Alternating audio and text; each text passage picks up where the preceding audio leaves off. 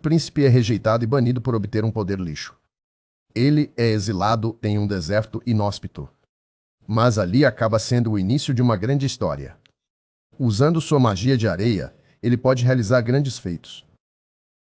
Opa pessoal, aqui é o Sukuna. Antes de começar o vídeo, já deixa o like e se inscreve. Considere nos apoiar tornando-se membro para receber os vídeos antes de todo mundo. Também tem o QR Code aqui na lateral do vídeo. Sem enrolação, bora para o vídeo. Há 3 anos, no Império Magraf, uma festa foi realizada em honra do 12º aniversário do Príncipe Horus. Todos parabenizam o príncipe por seu marco. Ah, rapaz, já sabemos como isso vai terminar. O príncipe sorri e acena para seus convidados. Enquanto suas criadas estão felizes em saber que o príncipe Horus finalmente tem idade para saber sobre o atributo de afinidade mágica. Uma vez que isso é mencionado, as criadas entram em modo de fofoca total sobre o príncipe Horus. Entre os 5 irmãos, o príncipe Horus na verdade tem o maior poder mágico, então todos, incluindo as criadas, estão confiantes de que o príncipe também adquirirá uma forte afinidade elemental. Talvez? Fogo? Outra criada não concorda com fogo, pois ela acha que o príncipe Horus será capaz de empunhar o vento. Uma terceira criada intervém e diz que apostará na água. O próprio príncipe Horus também se pergunta qual elemento ele obterá. Seu rosto parece mais preocupado do que animado, agora que as criadas já estão falando sobre o príncipe Horus. Não é chocante para elas também mencionarem o passado questionável do príncipe. Antes que ela pudesse dizer qualquer outra coisa, outra criada a repreende por sequer mencionar tal fofoca em uma ocasião memorável como hoje. Depois de algum tempo, finalmente chega a hora de descobrir qual é o atributo de afinidade mágica do príncipe Horus, pairando a mão sobre o balcão em forma de púlpito. A luz começa a irradiar ao redor do príncipe Horus. No entanto, o silêncio ensurdece a sala quando seu atributo de afinidade mágica é revelado. Para o horror de todos, o atributo de afinidade mágica do príncipe Horus é areia. Longe vão os sorrisos de parabéns dos convidados. Desânimo e hostilidade agora são exibidos por eles. Até o príncipe Horus fica surpreso com o fedor de discriminação vindo de todos ao seu redor. Todos os olhos estão em príncipe Horus, julgando-o por ter areia, um único elemento, como atributo de afinidade mágica para eles. Isso significa que o príncipe Horus está preso a usar apenas um elemento e não pode usar nenhuma outra magia. Agora as palavras da criada de antes ressoam por toda a sala. O príncipe Horus, mesmo com alto poder mágico, não consegue escapar do fato de ser filho de uma concubina. E todo mundo está falando sobre isso agora. As lágrimas inundam os olhos do príncipe Horus, quando seu próprio pai lhe diz duramente para ficar longe, zombando dele por sua inferioridade. Até mesmo chamando-o de desgraça para a família real. Aquele dia infeliz acabou com a vida do príncipe Horus, como o 5º príncipe do Império Magreb. Até hoje, ele ainda consegue se lembrar dos olhos julgadores e das risadas zombeteiras de todos. Então, essa é basicamente a história de como o príncipe Horus acabou sendo exilado para o deserto. Tudo o que ele conseguia pensar neste calor escaldante eram as palavras de todos, incluindo sua própria família. Uma desgraça, filho de uma concubina, afinidade única com areia, sozinho no deserto. O príncipe Horus se afoga nesses insultos. As coisas teriam sido diferentes se sua afinidade não fosse areia? Todos podem tê-lo julgado mal por isso, mas o príncipe Horus pensa o contrário. Ele acredita que a magia da areia pode ser incrível. Agarrando o peito e mordendo o lábio, a raiva surge por todo o corpo do príncipe Horus. Enquanto ele começa a pisar na mensagem provocadora escrita na areia, enquanto tenta apagá-la com os pés, o príncipe Horus grita de frustração. Ele acredita que essa mensagem queimada é de seu terceiro irmão, que tem afinidade com o fogo. O príncipe Horus se esforçou tanto, pensando que também poderia ser útil algum dia. Mesmo que ele desista agora, nada vai mudar. Ele ainda viverá no deserto, sozinho, pensando bem. É literalmente o melhor lugar para sua magia de areia. Com determinação em seus olhos, o príncipe Horus se concentra no lado bom das coisas e começa a usar sua magia para procurar água. Agachado na areia, o príncipe Horus usa sua habilidade de sentir a areia ao fechar os olhos. É como se ondas de frequências viajassem por toda a área, assim que encontra a localização da água. O príncipe Horus usa a magia da areia. Ondulação de areia para criar uma onda de areia para ajudá-la a viajar mais rápido. É como se ele estivesse surfando, só que melhor. Um sorriso finalmente se forma no rosto do príncipe Horus. Logo ele ri, ao se lembrar das palavras dolorosas de todos. Eles podem pensar que exilá-lo para o deserto foi um castigo, mas para ele, o deserto é o melhor lugar que existe. Finalmente podemos ver nosso herói sorrir genuinamente. Assim que chega ao local, o príncipe Horus desce da onda de areia e rapidamente usa o redemoinho de areia para cavar a localização da água. É uma areia funda, então o príncipe Horus tem que espiar através dela para finalmente ver que há de fato água borbulhando abaixo. Agora que o príncipe tem um amplo suprimento de água, ele começa a cerrar as mãos, criando cubos de areia flutuantes. Com a magia da areia, castelo de areia. O príncipe Horus começa a fazer um lugar para morar usando sua magia. Um castelo de primeira linha logo surge, deixando o príncipe Horus orgulhoso de seu feito recente. Não está nada mal, não acha? Inspecionando o interior do castelo, o príncipe Horus começa a perceber que o interior é muito simples para seu gosto. Tocando as paredes de areia, ele começa a modificar o feitiço para decorar o local. Agora está muito mais bonito para o príncipe. Ele ainda não terminou, com as mãos ainda nas paredes. O príncipe Horus continua a modificar o local. Afinal, um castelo também precisa de belas decorações. O príncipe tem ideias maravilhosas para seu castelo. Um saguão, alguns quartos de hóspedes, uma cozinha e uma sala do trono. Embora o último não seja realmente necessário no momento, ele até constrói para si um quarto privativo e um escritório. Tudo está começando a tomar forma agora, sua nova vida no deserto. Você pode acreditar? Sabendo muito bem que está sozinho no deserto. O príncipe Horus também constrói um golem para protegê-lo de perigos inesperados. Além disso, faz uma boa companhia para o príncipe também. Afinal, pode ser bastante solitário no deserto. Finalmente, no conforto de sua cama. O príncipe Horus se deita um pouco para poder pensar em seus próximos planos. Ele já tem água em casa. Agora ele precisa encontrar comida e plantas perto da água. Ele também precisa de vidro para as janelas. E a julgar pela sensação áspera de sua cama de areia, o príncipe Horus quer um pouco de pele para torná-la mais confortável. Sentado, o príncipe Horus usa seu sentido de areia para começar a procurar algo útil.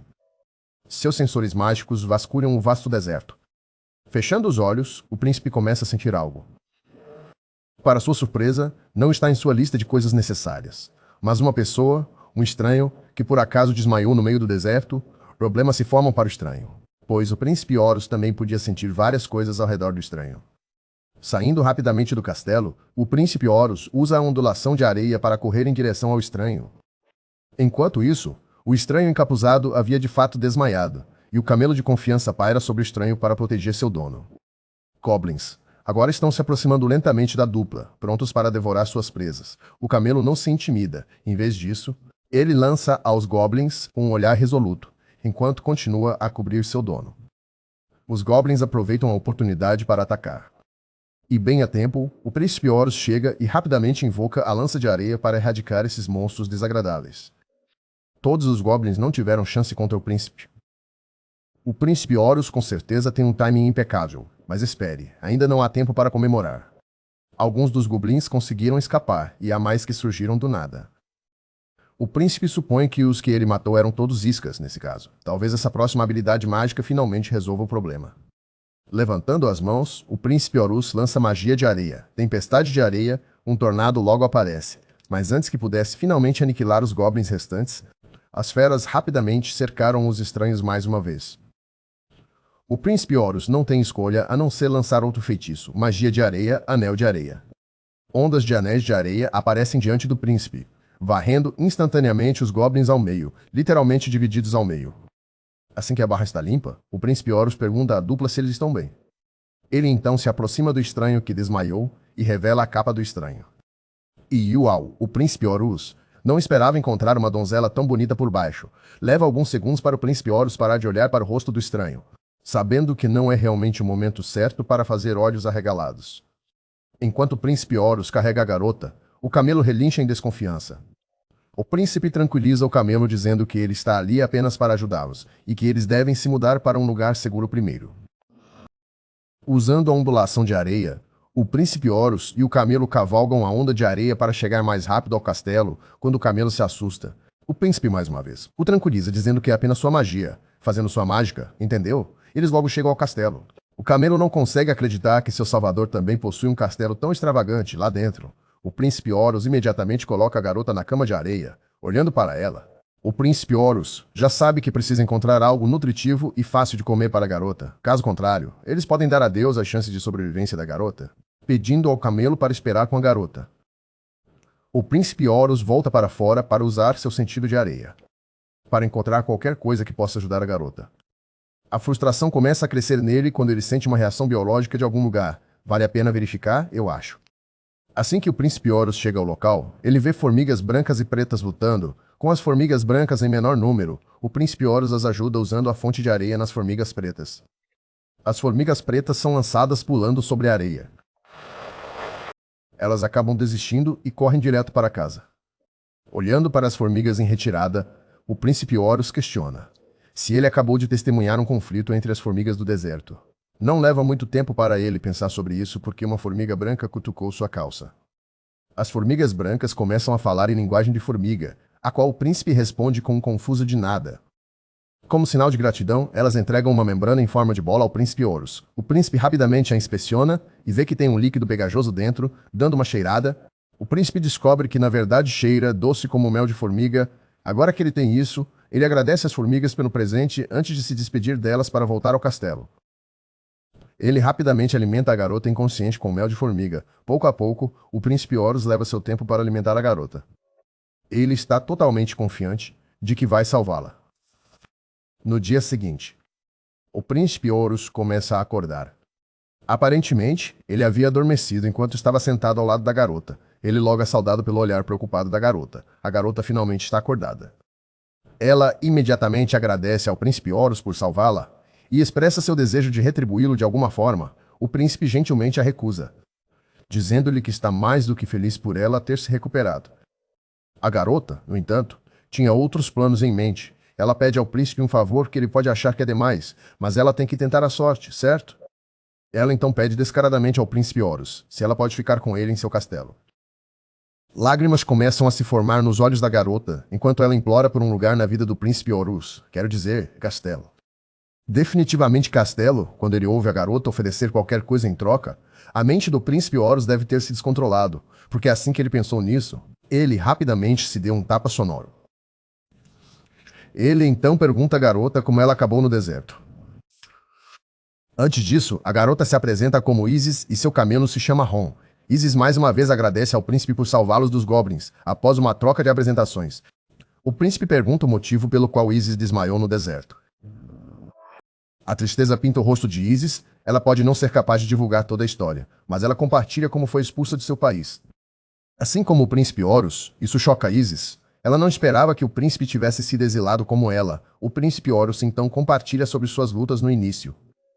Felizmente para ele, seu atributo de areia foi útil, e ele também está no lugar perfeito, no deserto. Ele nunca ficará sem areia. Ao ouvir o atributo do príncipe Horus, Isis comenta sobre sua raridade e singularidade. Não é realmente um elemento comum para começar. De repente, Isis parece ter percebido algo depois de colocar as mãos na cama de areia.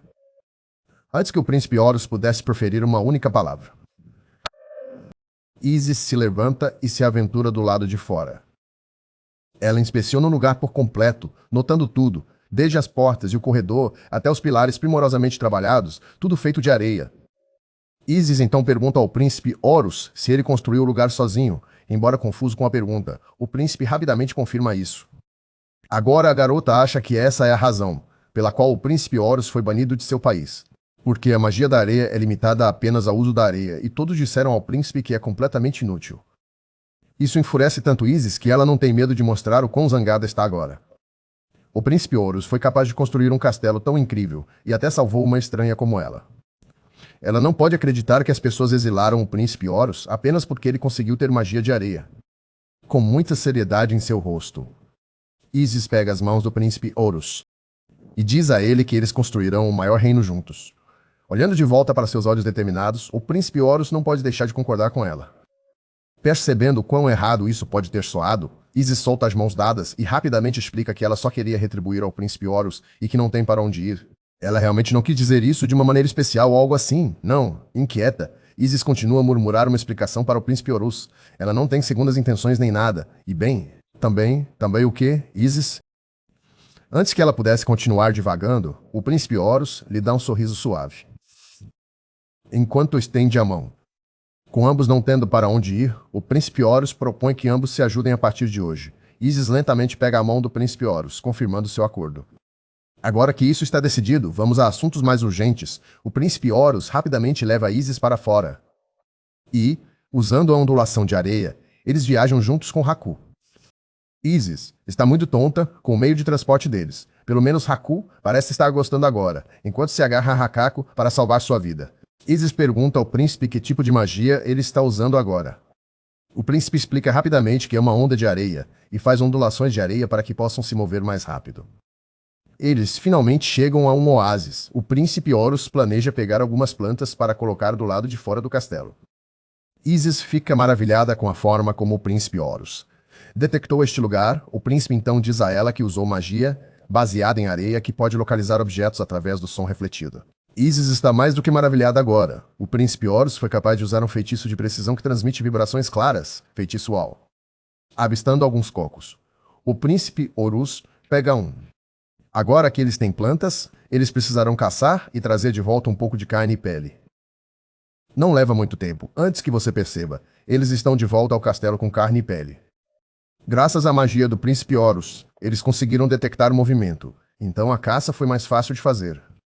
O príncipe Horus imediatamente começa a trabalhar na cozinha. Ele quer remover o ar para a preservação da carne, e as nozes e os cactos devem ser colocados perto da água. Além disso, eles precisarão cuidar do armazenamento e do transporte. Tudo isso ficou mais fácil por causa da magia de areia do príncipe Horus. Aventurando-se do lado de fora, o príncipe Horus já plantou o cacto, mas para seu desânimo, ainda não tem a vibe de oásis. Levará um pouco de tempo, então eles terão que ser pacientes. Uma ideia brilhante surge na mente de Isis. Ela rapidamente se ajoelha e usa sua magia de vida, aceleração do crescimento. O coco que eles plantaram agora está em plena floração. Com o comando de Isis, suas folhas começam a se desenrolar enquanto absorve toda a luz solar de que precisa. O coqueiro agora está totalmente crescido, até mesmo dando alguns cocos para colher. Isis continua a usar sua magia e, eventualmente, transforma a área árida em um oásis. Pulando de alegria, o príncipe Horus quer dar um abraço em Isis pela magia incrível que ela fez. Infelizmente, suas mãos encontram as mãos de Isis, confundindo o príncipe Horus por completo. Isis então se desculpa com o príncipe e pergunta se ela poderia tomar um banho rápido. Depois de concordar, o príncipe Horus volta para dentro do castelo, entendendo que eles estiveram do lado de fora o dia todo e que Isis gostaria de lavar todo aquele suor. Assim que o príncipe sai. Isis solta um suspiro de alívio. Ela então começa a se despir enquanto se tranquiliza de que está tudo bem. Para preservar sua dignidade, ela deveria pelo menos se limpar, certo? Isis não pode deixar o príncipe Horus pensar que ela fede. Depois de se despir completamente, Isis se agacha em direção a Haku, perguntando se ela cheira mal. O camelo faz uma expressão que parece que ele não quer comentar sobre isso. Finalmente, Isis mergulha na água e relaxa imediatamente com a sensação da água fria contra sua pele. Ela se certifica de se lavar, esfregando toda a sujeira que está presa nela.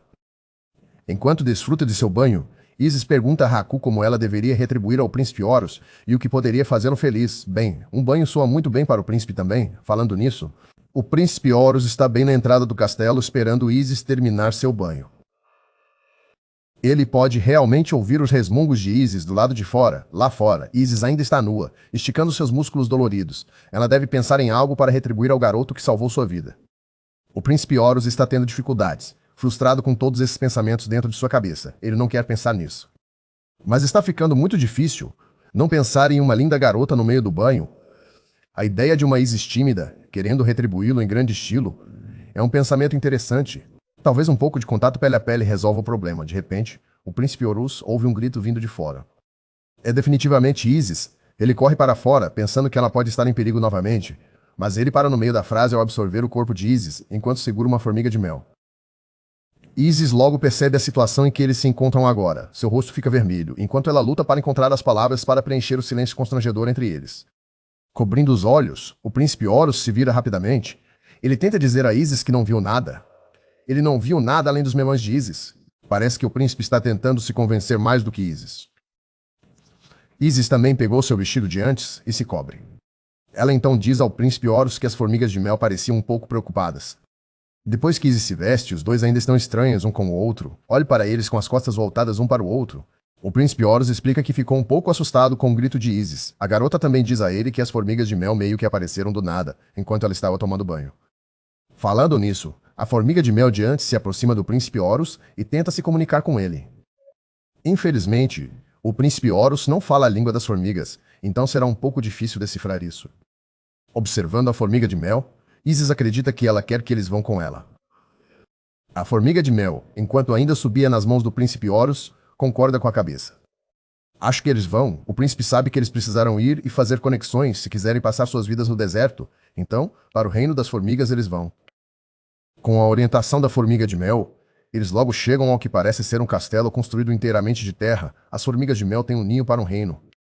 Entrando na pequena entrada. Tanto o príncipe Horus quanto Isis ficam maravilhados com o quão espaçoso o lugar realmente é. Também está fora do alcance da detecção de areia do príncipe Horus. Perto dali, o príncipe Horus nota uma formiga de mel ferida que perdeu uma de suas pernas. A coitadinha parece estar lutando para rastejar. Eles logo chegam ao grande salão. A formiga de mel imediatamente aponta para o centro do salão. Onde a rainha das formigas de mel está sentada, ela dá as boas-vindas a seus visitantes em seu ninho de formigas. E fica feliz em conhecer o príncipe Horus e Isis. Os olhos do príncipe Horus se arregaram de surpresa. A rainha formiga acabou de falar? Não qualquer língua, mas a língua humana. Tanto o príncipe Horus quanto Isis se apresentam à rainha formiga.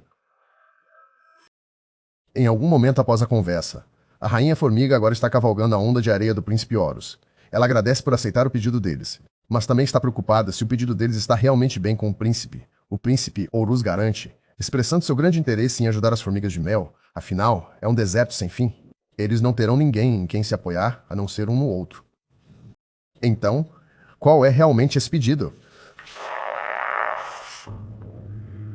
Anteriormente, de volta ao ninho da formiga de mel, a rainha pede ao príncipe Horus que a acompanhe no encontro com o rei das formigas de ferro e tente resolver suas indiferenças. Segundo a rainha, as formigas de mel são ruins em combate, então se as coisas continuarem como estão agora, as coisas não irão bem para as formigas de mel. A rainha pede educadamente ao príncipe Horus que lhes empreste seu poder da magia da areia.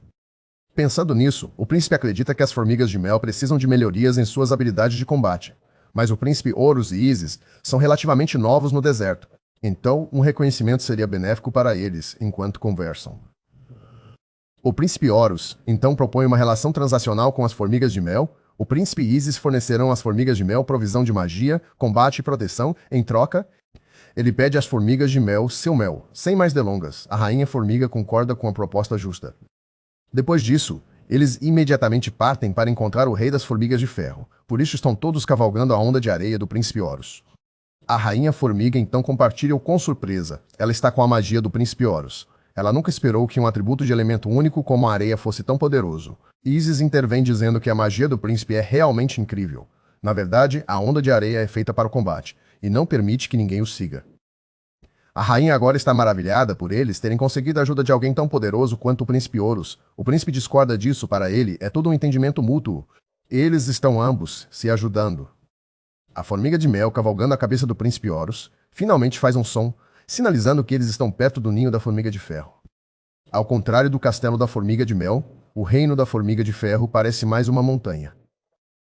As formigas de ferro, guardando sua entrada, alarmam a todos da chegada do príncipe Horus. A rainha formiga de mel chama o príncipe Horus, que entende isso como um sinal para usar sua magia de areia apenas o suficiente para que as formigas de ferro desmaiem. Ativar magia de areia, grande onda de areia. Assim, a areia se forma como grandes ondas de tsunami diante das duas formigas de ferro. Eles não são páreo para tanto poder, afogando-se instantaneamente na areia. O príncipe Horus, juntamente com Isis e a rainha formiga de mel, conseguem penetrar na entrada do castelo agora. Lá dentro, outro grupo de formigas de ferro os aguarda. Usando a armadilha de areia, o príncipe Horus consegue prender as formigas de ferro na areia, deixando-as enquanto se aventuram dentro do castelo. A fortaleza da formiga de ferro é como a das formigas de mel, é ampla e resistente. A rainha compartilha que as formigas realmente usam areia de ferro para o local. As formigas de ferro conseguiram construir seu reino, que é rico em areia de ferro. É por isso que o lugar delas é bem construído. Tocando as paredes rochosas, o príncipe Horus sente areia, embora seja chamado de ferro. Ainda é areia, se ao menos ele fosse capaz de controlar isso.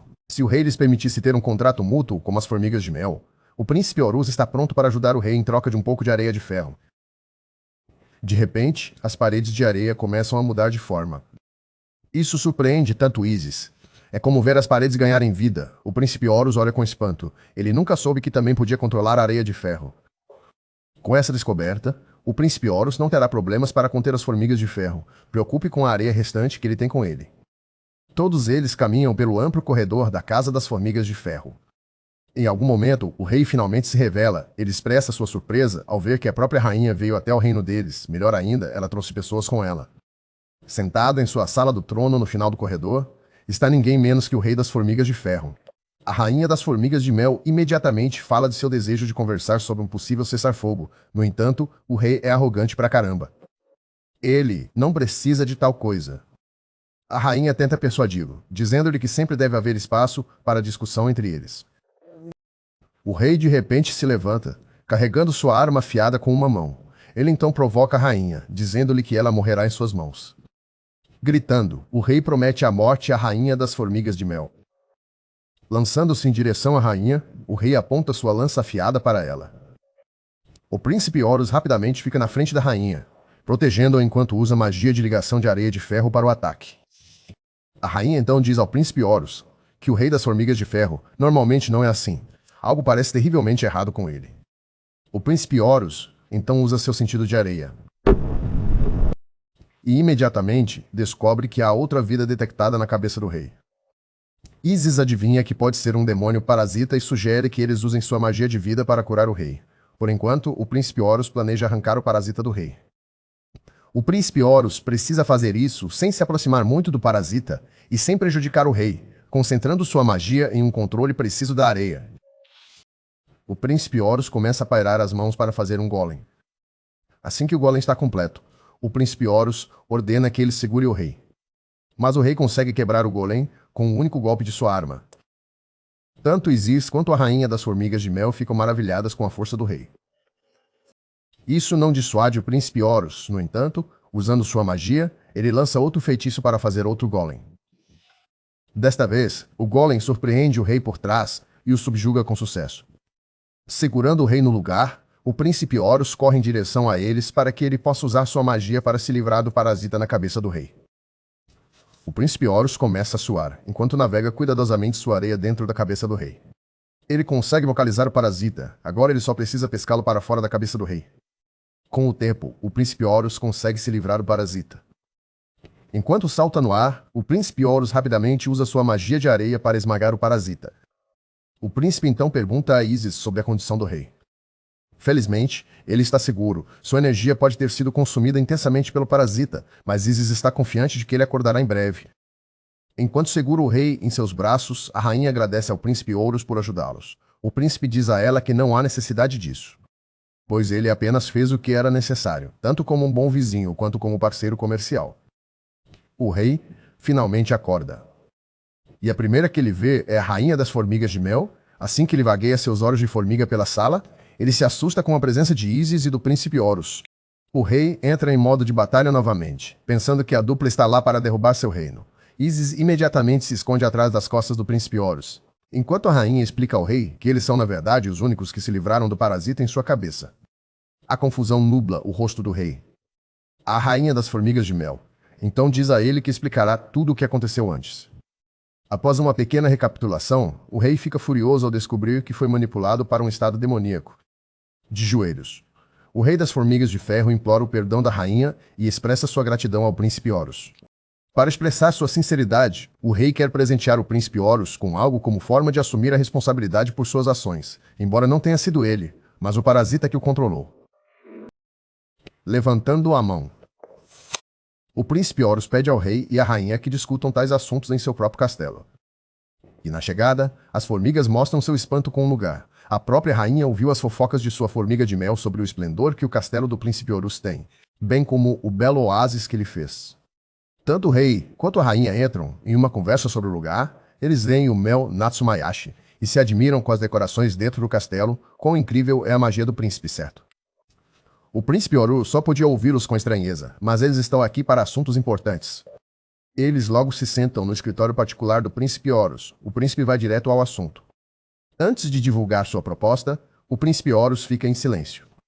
Ele está bastante incomodado com o pensamento de que não sabe os nomes do rei e da rainha. Infelizmente, ambas as formigas não têm um. Coçando a nuca, o príncipe Horus acha que isso pode representar um pequeno problema com o relacionamento futuro deles. Como eles não têm nomes, parece um pouco estranho para o príncipe. Tanto o rei quanto a rainha conversam em linguagem de formiga, aparentemente discutindo o problema. Depois de um tempo, ambos concordam em fazer com que o príncipe Horus lhes conceda nomes. O príncipe aproveita a chance imediatamente, embora seja presunçoso da parte dele. O príncipe Horus sugere que o rei tenha o nome de An e para a rainha, Mel. Ambas as formigas ficam encantadas com seus novos nomes, dizendo ao príncipe Horus que ambos guardarão seus nomes por toda a vida. Do nada, ambas as formigas começam a brilhar, quase como se estivessem sendo encapsuladas pela luz. No lugar do rei e da rainha, as formigas agora são humanos de pleno direito e que choque isso é para o príncipe Horus e Isis. A rainha pula de alegria enquanto conta a Ayn sobre suas transformações bem-sucedidas. Mas antes de mais nada, acho que todos concordaremos que esses dois precisam de roupas o mais rápido possível. Ah, e eu mencionei que esses dois agora estão se dedicando ao príncipe Horus? Quanto mais, melhor, certo? Como Ayn e Mel agora pensam no príncipe Horus como seu novo rei. Ambos querem se tornar seus parentes. Isso deixa o príncipe Horus em um grande momento de sangramento nasal, e não é de forma alguma pela declaração deles. Felizmente, Isis instantaneamente protege os olhos do príncipe Horus, embora o príncipe Horus tivesse muitas perguntas para Ayn e Mel. Roupas para a rainha das formigas são uma obrigação agora. Até Isis concorda com isso.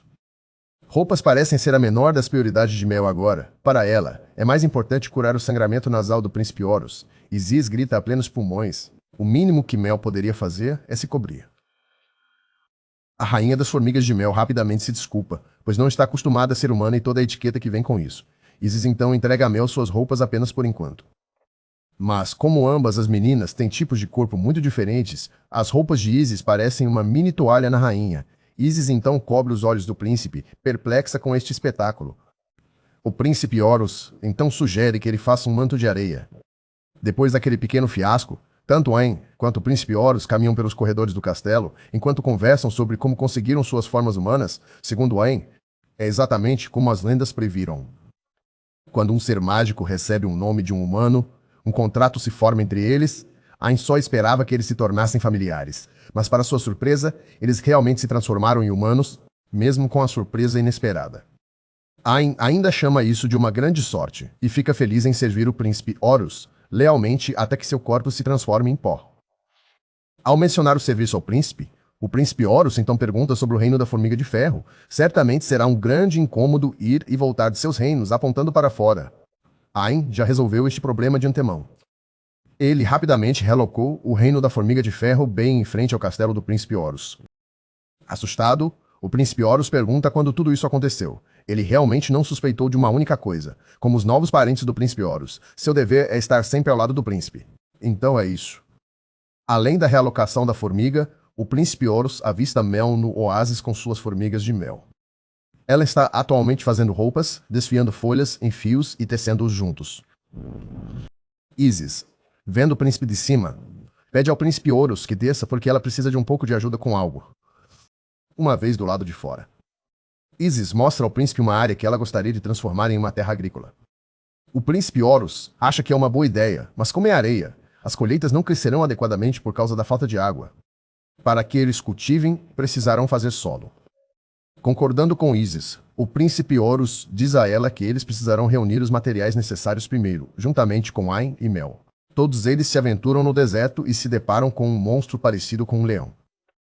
Ayn rapidamente se adianta, confiante na força que ganhou junto com sua aparência humana.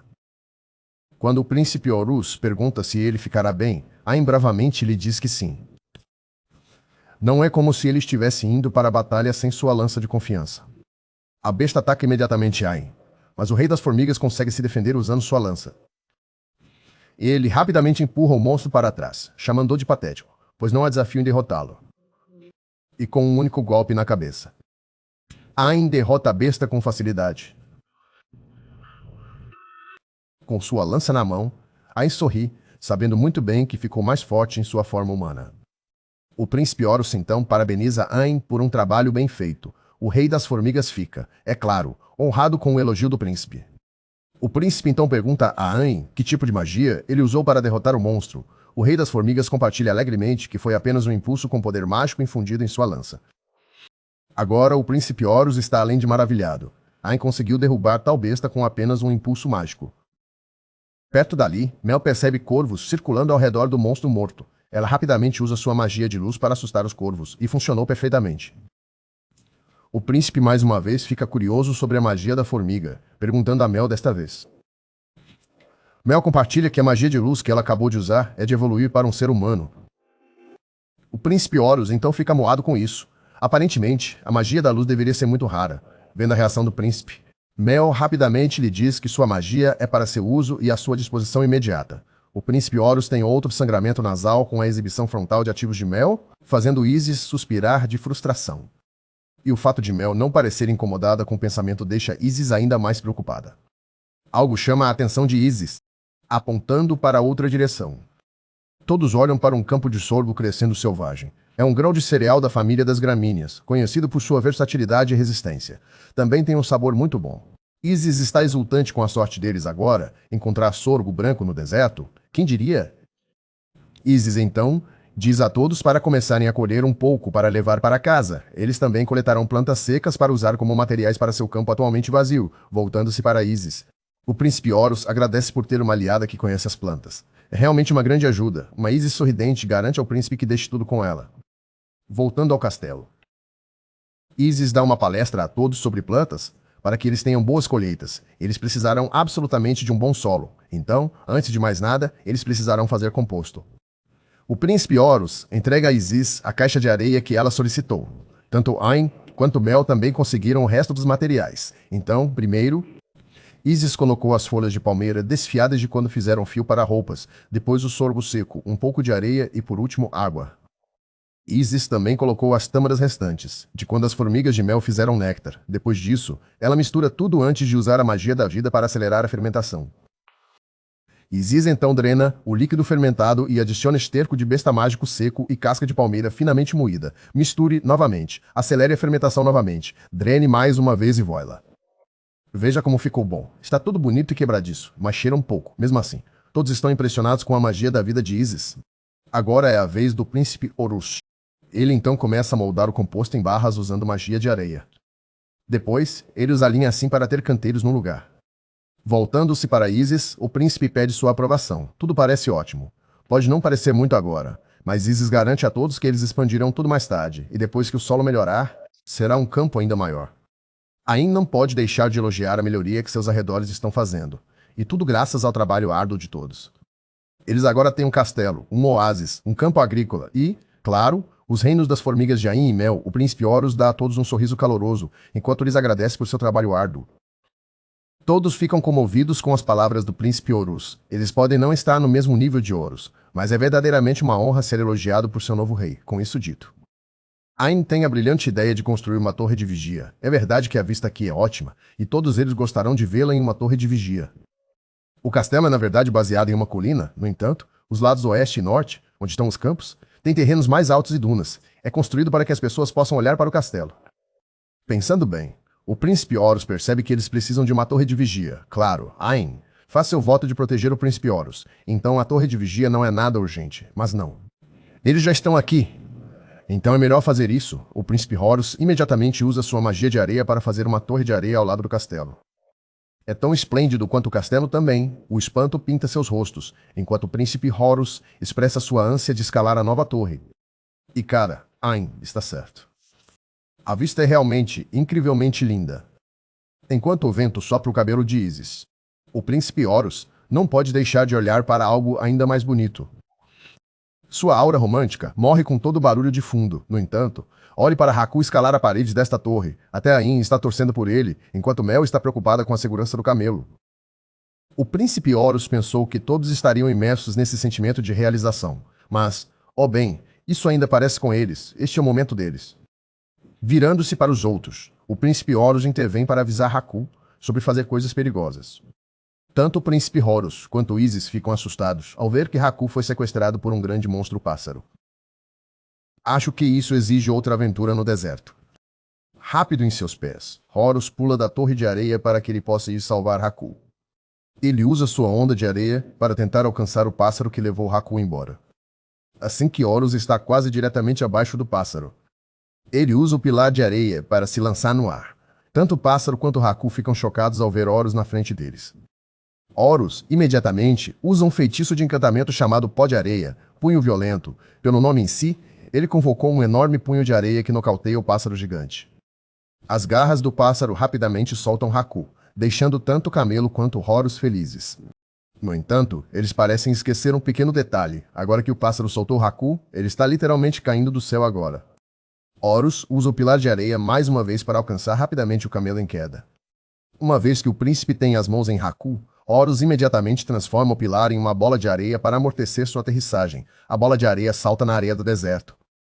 Logo, tanto Horus quanto Haku caem da bola, estremecendo enquanto passam pela areia. Depois de um tempo daquela aterrissagem terrível, Haku e Horus ficam imóveis na areia. O último está mais do que grato por tudo estar bem agora. Horus então vira a cabeça e percebe que a areia em que estão deitados é na verdade pó de ouro. Ambos se sentam e observam a área circundante. É realmente pó de ouro. E nas proximidades, eles veem uma escada descendente. Curioso, Horus se pergunta a que tipo de entrada isso leva, ou talvez um labirinto. Horus então levanta a mão, controlando o pó de ouro como areia comum. Isso fez Horus perceber que é praticamente o mesmo que coletar areia de ferro. Agora ele pode fazer o mesmo com pó de ouro. Ele então usa o sentido da areia e uma onda de pó de ouro começa a viajar dentro da escada. Assim que termina o reconhecimento, Horus diz a Haku com segurança que não há sinais de perigo lá embaixo, então é melhor tentar entrar. Depois que Haku concorda, Horus faz um golem de areia para que ele lidere o caminho. Não demora muito para eles chegarem lá embaixo, onde é de alguma forma como um belo castelo subterrâneo. Horus está curioso para saber se esse tipo de construção é normal para um labirinto. Ele realmente esperava encontrar algo mais parecido com uma caverna. Enquanto caminham pelo corredor, Horus também observa as decorações nos pilares. Como o ouro brilha na luz, ele dá um belo efeito de queda para uma decoração. Se eles pudessem de alguma forma trazer de volta um pouco de pó de ouro, Horus também poderia decorar o castelo deles. Assim, na mente de Horus, ele está preocupado se este lugar é realmente um labirinto seguro ou um infestado de monstros. Uma luz vinda de uma porta aberta chama a atenção de Horus. Este é o caminho que leva para o lado de fora? Assim que entram na porta, eles se deparam com uma sala cheia de decoração dourada e, no centro, uma estátua gigantesca. Os rostos de Horus e Haku estão cheios de admiração e espanto. Este lugar é verdadeiramente brilhante com ouro. Olhando ao redor, Horus não parece ver nenhum sinal de monstros. Estranhamente, também não há sinais de presença humana. Então, este lugar é um labirinto? Mas é aquela estátua gigante no meio? Então não é um labirinto. Horus agora tem uma descrição muito mais próxima do lugar. Na verdade, lembra de um palácio em vez de um labirinto. Enquanto Horus está de costas para a estátua gigante, ele ouve uma voz ressonante. Ela diz a Horus que a estátua é na verdade Kanaid, uma esfinge divina. Virando-se, Horus se assusta ao ver que é a estátua falando com ele. Ela fala novamente, dizendo a Horus que não é uma estátua. De olhos arregalados, Horus se desculpa por não perceber que havia uma pessoa morando aqui. Ela aceita o pedido de desculpas de Horus, dizendo que as pessoas estão realmente acostumadas com a morada de Kanaid. A maioria das pessoas que se aventurou dentro deste palácio foi cegada pelo ouro do lado de fora. Eles praticamente se empolgam com suas esposas. Mas não é o que parece para Horus, o que desperta o interesse da estátua, tentando escapar casualmente dessa experiência estranha, mas meio assustadora, Horus tenta se despedir da estátua. Infelizmente, ela não permitirá que ele o faça. Vendo que o menino gostou do lugar, ela diz a Horus para ficar, garantindo ao príncipe que não o deixará passar por nenhuma dificuldade na vida. Agora Horus está condenado. Ele começa a explicar freneticamente que não pode, pois tem companheiros do lado de fora. Ele não pode ficar neste palácio para sempre. Isso não agrada a estátua, chamando de desrespeitoso simplesmente entrar e sair livremente, mesmo que sua esposa tenha dito que manteria Horus ao seu lado. Por que o príncipe caído não pode simplesmente aceitar isso? Horus agora sabe que isso está ficando sério demais, e, como chegou a este ponto, ele não tem escolha no assunto. A estátua começa a se mover do chão, dizendo ao atrevido Horus que eles jogarão um jogo. Uma esfera semelhante a um cristal começa a crescer no topo do teto. A estátua então instrui Horus a responder à pergunta de sua esposa antes que o ouro celestial caia. A pergunta não é um simples porquê, ou como. É uma pergunta com uma resposta correta. Se Horus responder corretamente, a estátua o deixará sair com um privilégio especial. Se ele tiver tempo para pensar, talvez Horus tenha uma chance de responder a isso corretamente, espero. A estátua então começa a divagar um enigma. É algo que se corta em pedaços e dá uma mão aos fracos. No entanto, está transbordando de compaixão, mata todos os seres vivos, tornando cruel, dúvida de tudo neste mundo e sempre desejando a eternidade. Isso é covardia e tristeza constante. Pega sem ficar satisfeito, tornando-o ganancioso. Em seguida, diz a Horus para pensar sobre isso sem pressa. No entanto, mesmo que ele tenha muito tempo, Horus profere sua resposta. A resposta é humanos. A estátua fica surpresa com a resposta do menino. O silêncio enche a sala antes de explodir em risadas. Horus começa a duvidar-se, respondeu corretamente e pergunta à estátua. A estátua o tranquiliza, dizendo que era de fato a resposta correta, como Horus casualmente deu sua resposta. Apenas fez a estátua rir, é tudo. Em seguida, pergunta a Horus por que ele foi tão rápido em responder. E o menino explica com indiferença como o problema em si não era particularmente difícil, e Horus acha que é a natureza humana. A estátua concorda, mas todas as pessoas que vieram aqui não conseguiram responder. Horus é o primeiro a fazê-lo, e a razão? Horus não conseguiu pensar em nada para dizer. Em sua mente, ele acha que é apenas porque essas pessoas não sabiam a resposta para o problema. A estátua fala, dizendo a Horus que, embora essas pessoas entendessem, ainda não conseguiam responder à pergunta por causa do orgulho, da disposição. Tais coisas se tornam restrições. Enquanto o clero é cego pelo dinheiro, o ladrão ri, uma coisa tão nobre de se testemunhar. A estátua então elogia Horus por ser esplêndido. Depois de agradecer, a estátua lembra a Horus que está na hora de deixar o lugar. A estátua começa a brilhar, literalmente um brilho que cega os olhos. Enquanto Horus cobre um olho, ele espia pelo outro e descobre que a estátua se foi. Eis que, em seu lugar, está uma mulher de cabelos escuros. Esta não é outra senão a Esfinge.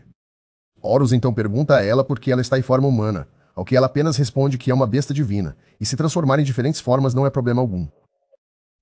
Esticando o corpo, a Esfinge não esconde o fato de que gosta dessa forma humana. O único inconveniente é a carne pesada pendurada na frente, apertando seus melões. Ela se lembra de que os homens humanos preferem os maiores como os dela. Notando o silêncio de Horus, a Esfinge pergunta se ele prefere os menores ou talvez queira tocá-los. Horus só conseguia olhar para a ampla carne da Esfinge, aparentemente atordoado com a exibição. Falando sério, a Esfinge lembra a Horus o que ela disse antes do jogo. Se Horus conseguisse responder corretamente, então ela o deixaria sair com um privilégio especial. E essa é a própria Esfinge. Agora com uma pessoa extra com eles. Horus usa sua onda de areia para voltar ao castelo. Está se mostrando um pouco difícil, no entanto, Horus chama a atenção de Kanaid. Esta mulher está muito perto para o seu gosto, ou melhor, outra coisa está pressionada em seu peito no momento, com Kanaid abraçando Horus com força. Ela sussurra sedutoramente em seus ouvidos sobre como ela está fazendo isso de propósito. Oh céus! Espere até que esta senhora conheça Isis. Mais cedo no palácio onde Kanaid vivia, quando a mulher divulga que ela é na verdade a recompensa para Horus. O príncipe parecia bastante perplexo. Essa reação não era o que Kanaid esperava. Ela é uma besta divina, oferecendo-se para se tornar parente de Horus. Mas o príncipe não parece nada feliz. Ele explica imediatamente como tudo parece muito avassalador. Kanaid, então, diz a Horus que eles estão basicamente fazendo um contrato. Se Horus a aceitar, ele poderá usar livremente a areia dourada o quanto quiser. E, além disso, Kanaid se vira para a porta enquanto informa a Horus que ela não se abrirá sem ela. Fique tranquilo, se houver problemas, Kanaid estará à sua disposição. Foi o que os trouxe aqui, cavalgando a onda de areia enquanto Kanaid envolve firmemente os braços em volta do pescoço de Horus.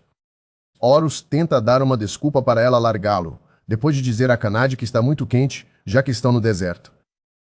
A mulher entende e solta Horus.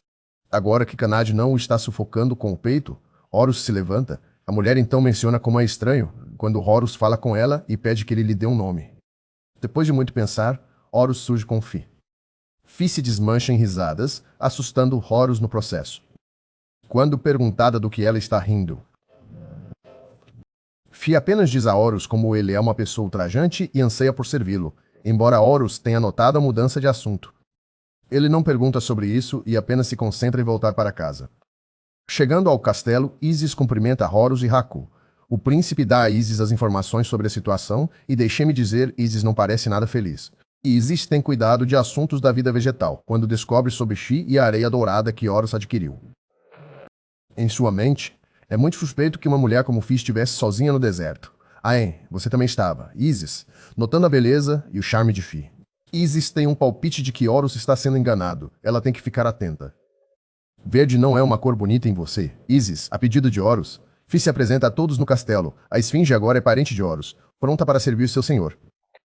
Assim que Isis, Aen e Mel ouvem que ela é uma Esfinge, todos ficam muito surpresos. Fi não estava brincando quando disse a Horus que ela é uma besta divina. Aen está verdadeiramente impressionado com as habilidades de Horus. Todos estão subindo a escada quando Horus diz a todos que Fi vai morar com eles a partir de agora. Com isso, eles precisarão preparar um quarto para ela. Horus então pergunta a Fi se ela tem alguma preferência em seus arranjos para dormir.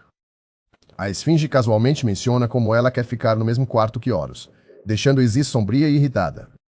Fi ainda não terminou. Ela então diz a Horus como é natural para um parente ficar perto de seu mestre, enquanto isso, Isis está se contorcendo no canto, possivelmente por causa desse absurdo que ela está ouvindo de Fi. Isis tenta mascarar sua irritação e explica como não é apropriado para Fi, em sua forma feminina atual, compartilhar um quarto com Horus. Felizmente, Horus concorda com Isis, ele também precisa de sua própria privacidade. Você sabe? Isso rende um sorriso triunfante de Isis, que diz a Esfinge para atender ao comando de seu mestre. Mas Fi está desapontada, não recuando, ela agarra Horus pelo braço. e o esmaga entre seus seios. Claro, ela seguirá suas instruções, mas isso não significa que ela recuará só porque Isis lhe disse para fazê-lo. Fingindo seu sorriso, Isis diz que entende. Mas todos nós sabemos que, no fundo, Isis já está fervendo de ciúmes. Horus se afasta do abraço de Fi e tenta mudar de assunto para subjugar a tensão palpável. Ele pergunta qual quarto Fi gostaria, ao que ela responde rapidamente que deveria ser ao lado do quarto de Horus. Desta vez, é a vez de Isis. Ela pousa suas mãos gentis no braço de Horus, enquanto diz a Fi que não é possível, já que já é o quarto de Isis. Mas essa esfinge tem seu jeito, perguntando sobre o quarto do outro lado, que está atualmente vago. A tensão ferve entre essas duas damas enquanto Isis pergunta sarcasticamente a Fi se elas deveriam se dar bem a partir de agora, cruzando os braços. Fi está bastante divertida que Isis esteja falando com ela sem usar títulos honoríficos.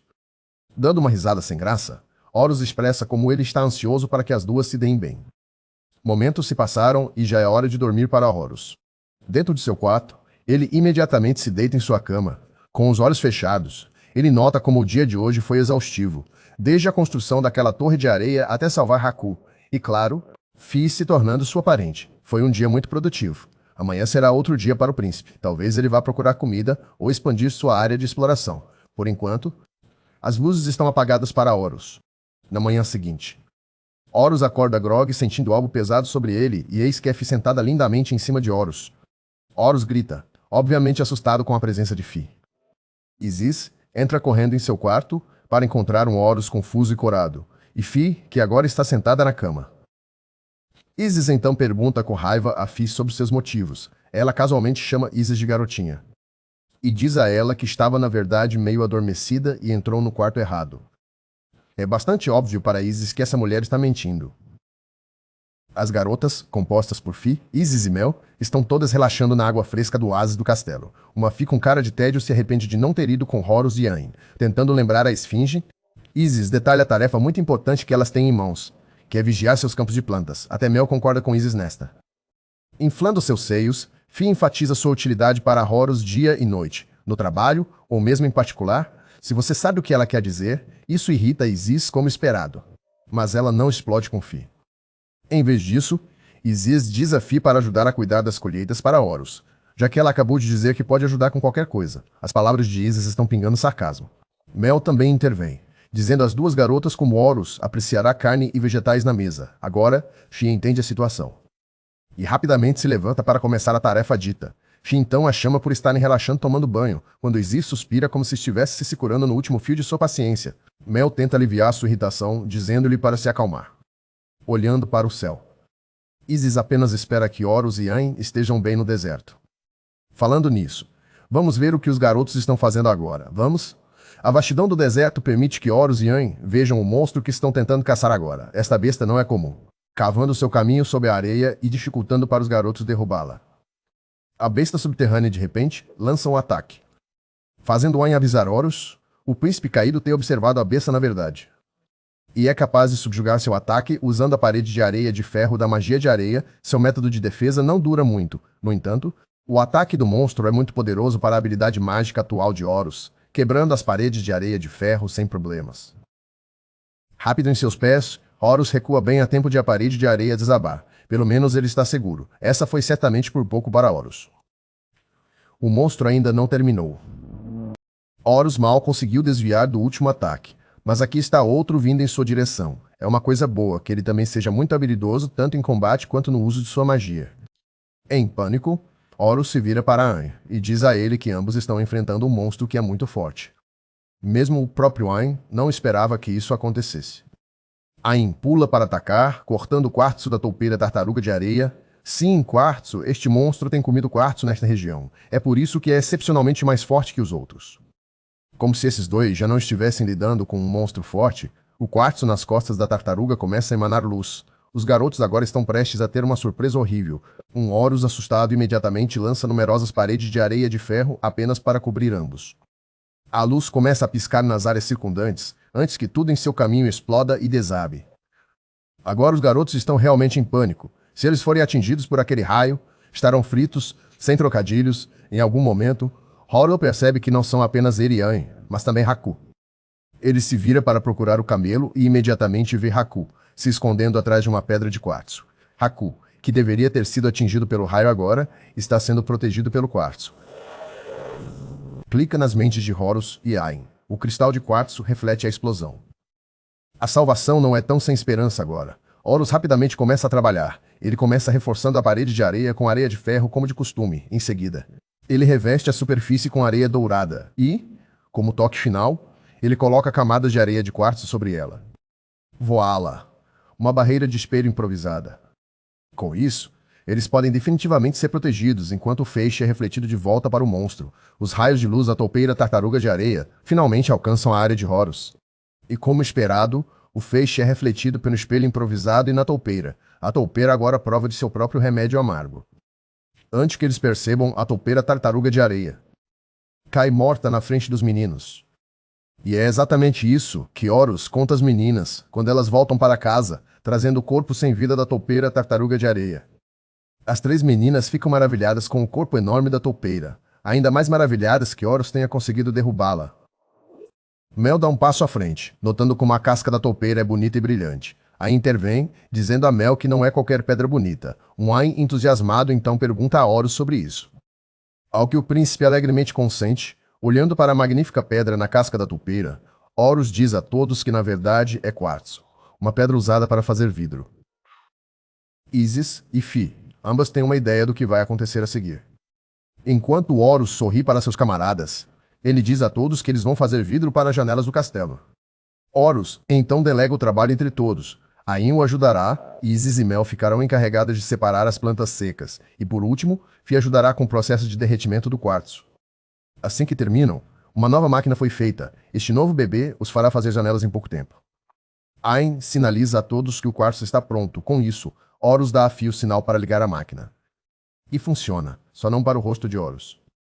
O garoto estava parado bem em frente à máquina, então o calor o atingiu instantaneamente. Mas ele está bem, e ele está feliz que está funcionando bem também. Não demora muito para a primeira janela tomar forma a partir do quartzo derretido.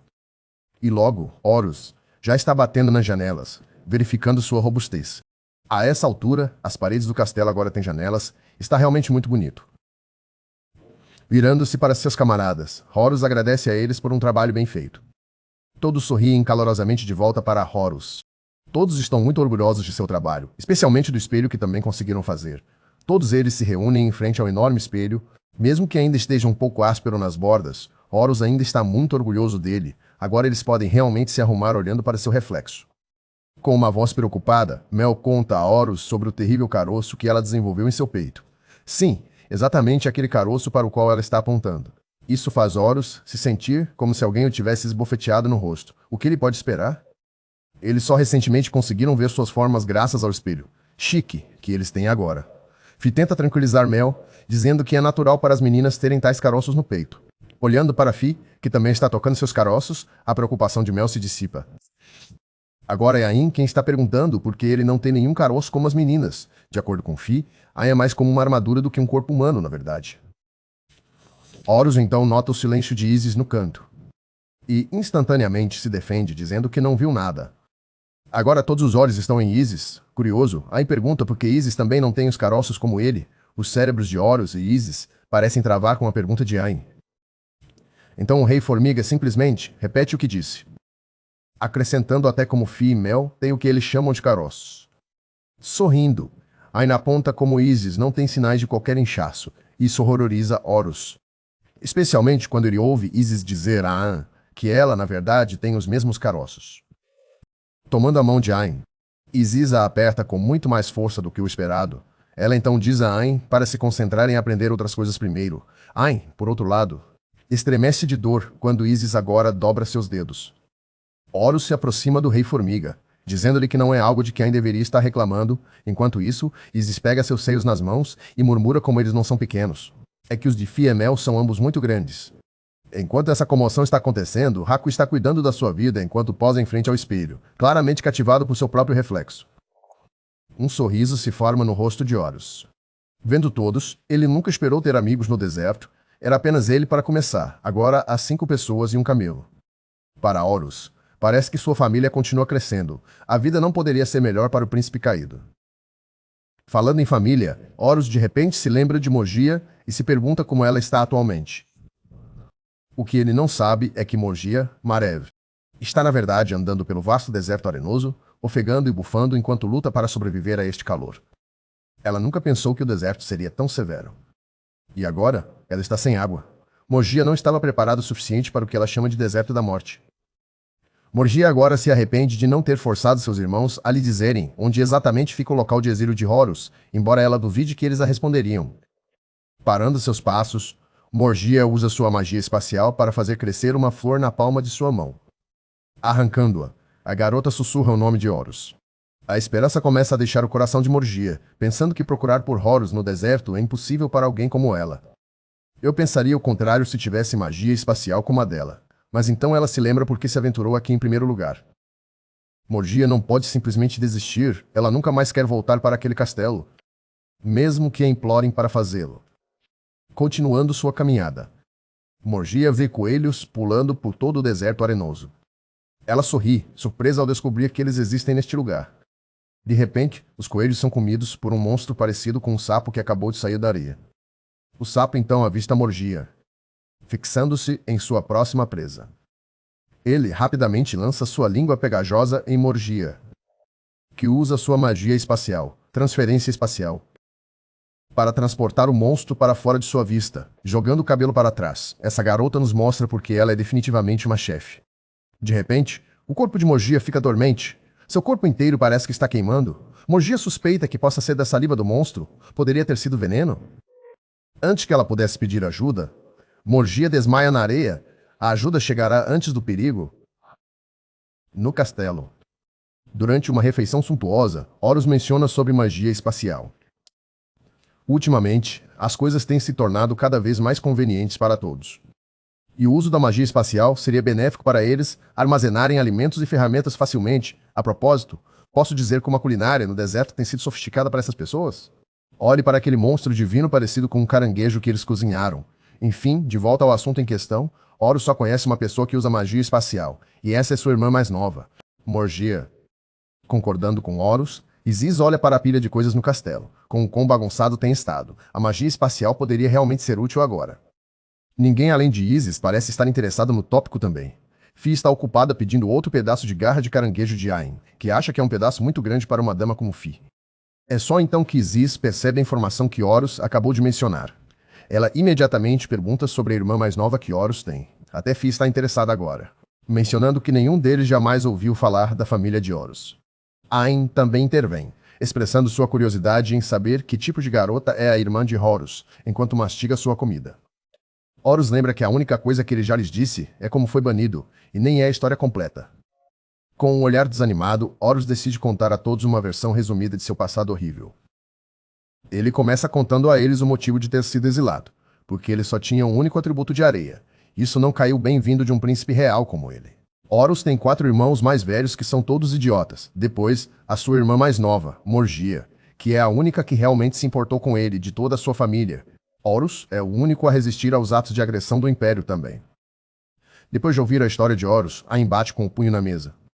Ele está profundamente zangado com a forma como o rei, pai de Horus, subestimou rapidamente o poder de Horus. Fi é bastante casual sobre isso, já que todos os humanos que ela conheceu em sua vida são criaturas verdadeiramente tolas e lamentáveis. E depois a Isis, que se sente triste por Horus. Ela está magoada com o fato de haver apenas uma pessoa que realmente viu o potencial de Horus. Até Mel acha estranho que Morgia faça parte da família de Horus, mas ela não se parece em nada com o resto deles.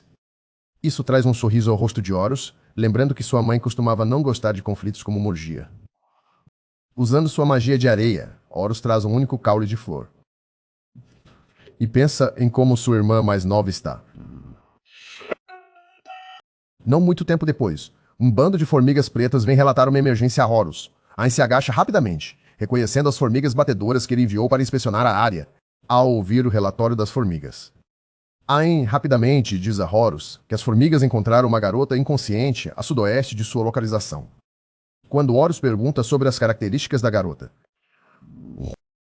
as formigas descrevem a garota como tendo cabelos loiros amarrados em ambos os lados. A garota também tem olhos grandes, parecidos com joias. Ouvir a descrição da garota congela Horus por um breve momento. Ele não diz uma palavra, mas ouve o resto do relatório. As formigas então lhes dizem que a garota foi atacada por um monstro sapo, mas em um instante ela os transportou usando sua magia. No entanto, ela foi envenenada com um forte paralisante e ficou incapaz de se mover. Depois, ela foi acorrentada e raptada por goblins da areia, sua familiar. Porque Horus também percebe quem essa garota poderia ser, ele rapidamente se levanta e pressiona a todos que eles têm que salvá-la, porque ele acredita fortemente que é sua irmã Morgia. Horus agora está correndo contra o tempo, assim como com Isis. Se eles não se apressarem, aqueles goblins da areia desagradáveis vão machucar Morgia. Ain também acrescenta que uma das formigas batedoras, na verdade, ficou para trás, e agora os está seguindo. Se eles seguirem os feromônios, eles serão capazes de rastrear o covil dos goblins. Horus se move, correndo para abrir a janela do castelo próximo, e convoca Sanduave para transportá-los para o covil, com Ain os guiando. Horus espera salvar sua irmã a qualquer custo.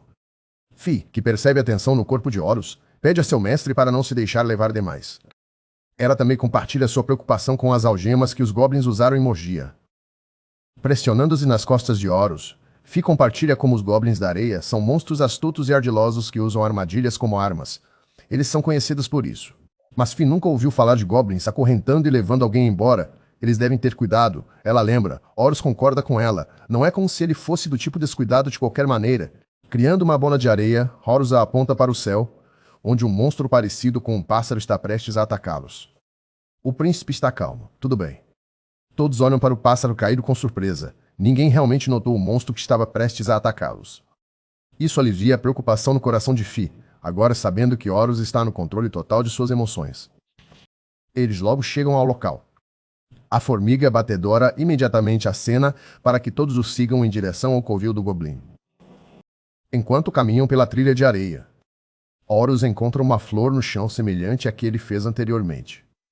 Pegando-a, Horus agora pode confirmar que a garota sequestrada é realmente Morgia. Esta flor que Horus fez de areia é exatamente a que ele a enviou há um tempo atrás. Isso só torna sua missão de resgate ainda mais urgente. Correndo contra o tempo, a trilha de feromônios ainda continua à frente. Então, eles devem correr para lá imediatamente. No final da trilha estão os restos esqueléticos de um monstro gigante que serve como a entrada do covil. Escondidos atrás de algumas rochas, todos esperam e observam os goblins guardando a entrada com suas lanças. A formiga batedora começa a balbuciar algo, que a introduz para Horus. Esta formiga aparentemente deseja ter mais força para lutar ao lado de Horus. Sorrindo, Horus tira a formiga de seus ombros e afaga sua cabeça por um trabalho bem feito. Se não fosse pela formiga batedora, eles não teriam conseguido localizar o covil em primeiro lugar. Ain rapidamente se ajoelha, chamando a atenção de seu senhor. Mas antes que ele pudesse dizer uma única palavra, Fi e Mel o empurram de lado para pedir a Horus um afago também. Sim, era isso que Ain estava prestes a pedir a Horus também. Isis realmente não diz uma palavra. Em vez disso, seu rosto inteiro fica vermelho como um tomate, claramente envergonhada de ouvir as outras garotas pedindo um afago. Horus olha para elas estupefato. Ele pode adivinhar que familiares querem ser afagados, mas porque Isis está se juntando a isso também, passando para assuntos mais urgentes. Eles ainda precisam salvar Morgia, então Mel se adianta, declarando que ela vai primeiro.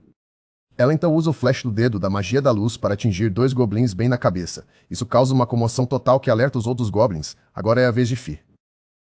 Com apenas um movimento rápido de sua mão, a pedra bem acima dos goblins é cortada ao meio e cai diretamente sobre eles. Os goblins restantes então pedem reforços, e logo o grupo está cercado por ainda mais goblins. Aí então repreende Fi por seu ataque chamativo. Agora eles têm que enfrentar outro lote de monstros. Eles não têm escolha a não ser enfrentar seus inimigos. Com a direção de Horus, Mel mira nos goblins mensageiros enquanto Ain, Fi e Horus todos visam subjugar o resto dos goblins. Enquanto todos vão para a batalha, Isis observa com a ânsia de ajudar, como sua magia é mais sobre cura e apoio. Isis só podia desejar poder lutar também. Um goblin então vem por trás dela. E, embora Isis esteja assustada, ela rapidamente pega um porrete de madeira no chão do deserto. Sem pensar muito, Isis o balança em direção ao goblin e o nocauteia. Aquele goblin também é o último que eles tiveram que derrotar? Bom trabalho, Isis. Enxugando o suor da testa, Ain não pode deixar de dizer algo sobre as múltiplas explosões que Fi fez que causaram o aparecimento de mais e mais goblins. Mas ele nega sem jeito quando Fi pergunta se foi culpa dela. Acho que este rei formiga tem medo da esfinge. Antes que uma discussão se inicie, Horus os lembra do motivo de estarem ali em primeiro lugar, que é salvar Morgia. Todos eles se aventuram lá dentro, onde Isis sabe que há uma caverna à frente, com Mel usando sua magia para fazer um pouco de luz. Todos caminham pelo caminho com determinação para encontrar Morgia. Enquanto caminham, eles veem espadas e armaduras. Há também joias e ornamentos que provavelmente foram saqueados de aventureiros que se perderam no deserto. À frente daquela pilha de coisas, Horus finalmente vê Morgia. Mas assim que ele está prestes a chamá-la, Isis o impede e aponta para o xamã Goblin. E atrás do xamã está um Goblin gigantesco, sentado casualmente. Quando Aina adivinha que é o Rei Goblin, Fi o corrige a julgar pelo seu tamanho é apenas um gigante Goblin. Sussurrando, Isis diz a todos que a magia do xamã e a força bruta do gigante não devem ser subestimadas, portanto, eles devem planejar isso com cuidado. No entanto, Fi está confiante de que poderia derrotar facilmente seus inimigos, como... Explodindo tudo em um instante, este plano não é realmente ideal, e Isis repreende Fi silenciosamente por isso. Se Fi realizar seu plano, então Morgia será pega na explosão. É uma coisa boa que Horus já tenha um plano em mente e prontamente o conte a todos. Horus só quer que Fi seja sua arma secreta. A besta, como último recurso, permitiria que eles lutassem com um pouco de paz de espírito. Então, se as coisas derem errado, Horus dará um sinal e só então Fi os ajudará. Com um sorriso e um comportamento quase suplicante, Horus pergunta à Esfinge se este plano está de acordo com ela, ao que ela concorda. Agora eles precisam conversar sobre um plano para derrotar esses goblins. Com os números dos goblins, não será fácil, com certeza. Horus pensa longa e arduamente sobre o jogo de ataque deles. Esses goblins não são diferentes de outras espécies de goblins, portanto, devem ser atraídos por qualquer coisa brilhante. Com isso em mente, a areia dourada será útil. Eles só precisam fazer algo sobre a diferença de números. Horus fez um golem de areia para atacar os goblins restantes, também está fazendo um bom trabalho em atrair a atenção dos goblins. Agora eles só precisam se aproximar de Morgia. O príncipe está atualmente envolto em um tipo de pano de camuflagem. Com ele está Mel, que esteve agarrada a ele o tempo todo. Quando ela pergunta se algo estava errado, Horus garante que ele está apenas verificando os arredores. Horus também a lembra que eles precisam ser extremamente cuidadosos para que o xamã e os goblins gigantes não os notem, ouvindo as instruções de seu mestre. Mel está determinada a ficar mais perto de Horus, pelo que parece, perto demais, se você me perguntar. Um pouco antes, Horus revelou seu plano. Fi e Aen usarão o golem de Horus para atrair a atenção dos goblins. Nesse período, Horus e Mel serão cobertos pelo véu do espelho e resgatarão Morgia. Mel fica inicialmente confusa porque Horus a levaria com ele. Ela não seria apenas um fardo para o príncipe durante a batalha? Horus não vê as coisas assim. Na verdade, ele não lutará até que tenham levado Morgia com sucesso para um lugar seguro, e no caso de serem vistos. Horus precisa que Mel segue os goblins com sua magia de luz. Isso significa que Mel é essencial para o plano de Horus. Depois que todos concordam, a operação de resgate começa em breve. Fi e Aen enfrentam os goblins de frente. Enquanto Horus e Mel, camuflados, avançam cuidadosamente em direção à localização de Morgia. No entanto, o xamã pega o véu deles e usa seu cajado para lançar um feitiço sobre eles, destruindo o véu instantaneamente. Agora, o gigante está de pé com sua arma de machado pronta para atacar Horus e Mel, assim que o gigante balança seu machado contra eles. Horus faz sua parede de areia de ferro para a defesa, e com seu sinal. Mel usa sua magia para lançar uma luz ofuscante tanto no gigante quanto no xamã. Enquanto ambos os inimigos estão atualmente com a visão prejudicada, Horus se aproxima para pegar Morgia. Depois de pegá-la com sucesso, Horus deixa Morgia com Isis e se junta aos outros para subjugar os goblins. Especialmente o astuto xamã e o forte gigante, as coisas ficam ainda mais problemáticas quando o xamã usa sua magia de reforço para transformar o gigante em um monstro ainda mais forte e maior. Mas Horus não está nem um pouco preocupado. Como ele não precisa mais se preocupar com sua magia atingindo Morgia, ele pode absolutamente ir com tudo agora. Lançando magia de areia, lança de areia de ferro, Horus é capaz de cercar o gigante com milhares de flechas. E, uma vez que as flechas são disparadas, o gigante é morto em um piscar de olhos. Tanto Fi quanto Aen observam seu mestre com profunda admiração. Eles não esperam nada menos do próprio Horus. Algum tempo depois, Morgia começa a acordar. Embora ainda um pouco embaçada, Morgia imediatamente reconhece Horus, assim que ela percebe que é realmente seu irmão. Morgia se agarra a Horus para um abraço com os olhos marejados. O príncipe sorri calorosamente, enquanto garante a Morgia que ela está segura agora. Isis observa os irmãos se reunirem, e também fica com os olhos marejados. Infelizmente, Fi diz a todos que não é o momento certo para relaxar. E aponta algo sobre as ações de Morgia. O que parece ser um abraço de irmã não é o caso. Morgia começa a soar como um gato moribundo enquanto absorve o cheiro e o peito de seu irmão. Não muito tempo depois, Morgia diz a Horus que não consegue mais se conter e revela que tem desejado desesperadamente por Horus todos os dias. Horus está mais do que confuso. Especialmente quando sente Morgia tremendo por um motivo desconhecido. Apenas uma nota lateral. Ambos são meio-irmãos. Fi e Isis assistem a tudo isso incrédulas. E Morgia ainda não terminou, pedindo a Horus para abraçá-la ainda mais forte e para desejá-la mais. Bem, Isis agora está horrorizada, para dizer o mínimo. Quando ela tenta chamar a atenção deles, Morgia, que ainda está abraçando Horus, olha para Isis com frieza. Isis fica surpresa com o olhar de Morgia. É como se ela estivesse olhando para um inimigo. Se afastando um pouco, Morgia então pergunta a Horus: quem são as outras 3 garotas? Morgia nem se contém um pouco, chamando as garotas de nomes seriamente descritivos. Primeiro, Morgia descreve Fi como uma mulher de pele escura, de aparência suspeita que parece provável que seduza os homens. Então ela prossegue chamando Mel de uma garota desequilibrada com um rosto jovem, mas um corpo maduro que arruinará os homens. E por último, Isis, que Morgia vê como uma bruxa fingindo ser inofensiva, mas secretamente planejando roubar Horus. Aí não consegue ler a tensão entre as garotas, e sem entender, pergunta a Morgia por sua descrição. Horus não presta atenção ao ouvir as palavras de Morgia, e diz a ela que as garotas são suas camaradas que o ajudaram a resgatar Morgia. Chocada, ela se desculpa imediatamente pela grosseria, mas avisa com raiva a todos para ficarem longe de seu irmão, pois ela não o entregará a ninguém. Horus não se lembra de sua irmã ser tão pegajosa antes, ou é porque ela saiu de casa, passou por eventos perigosos e se sentiu sozinha. De qualquer forma, Horus desvia a atenção dela, dizendo a Morgia que precisa remover as algemas de seus pulsos. Depois de instruir Morgia a colocar a corrente no chão, Horus usa a lâmina de areia para destruí-la. Infelizmente, nenhum arranhão foi feito nas algemas, então Ain se voluntaria para tentar. No entanto, as algemas permanecem sem arranhões. Ain então se vira para Fi, perguntando à Esfinge se há algo que ela possa fazer a respeito. Mas Fi explica que as algemas têm uma inscrição de maldição sobre elas. Mesmo uma Esfinge como ela teria dificuldade em dissipá-la. Então Isis intervém para usar sua magia. Ela acha que a maldição se desfaria se eles perguntassem às algemas. Ainda sem arranhões, mas ganhou uma voz. As próprias algemas dizem a eles que não sairão tão facilmente. Claro, todos ficam assustados.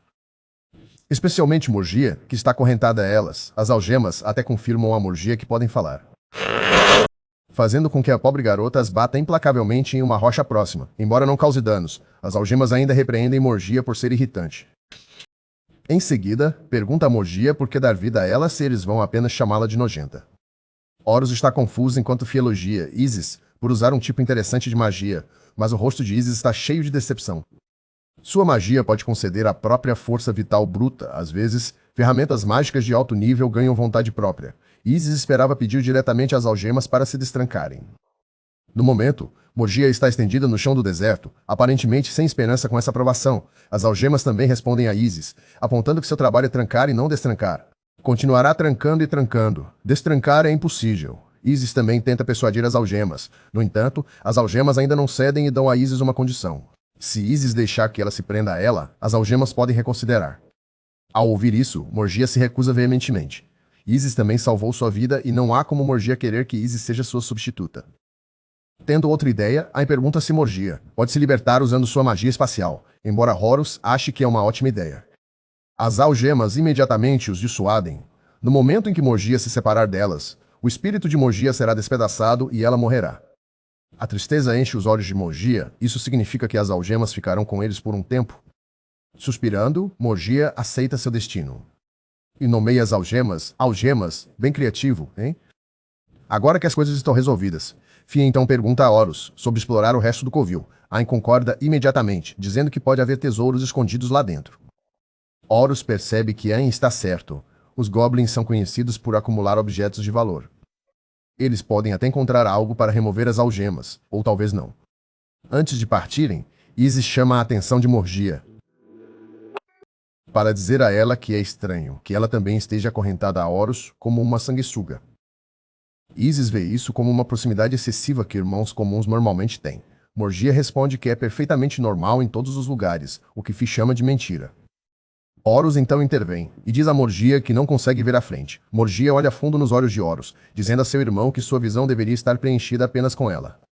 Fi então corta o momento, abraçando Horus por trás. Ela então chama Morgia de garota número 2 e ordena que ela mostre algum respeito ao seu salvador e se afaste. Espremido entre duas garotas, assim não está fazendo bem para a paz de espírito de Horus. Isis só pode ficar de lado, criticando Fi por sua ousadia. Com todo esse alvoroço, Morgia levanta um único dedo e, com indiferença, usa sua magia espacial para teletransportar Fi em direção a Isis. Agora Fi está abraçando Isis. Morgia agradece sinceramente a Fi por salvá-la, mas também destaca como resgatá-la. É diferente de sua possessividade com Horus.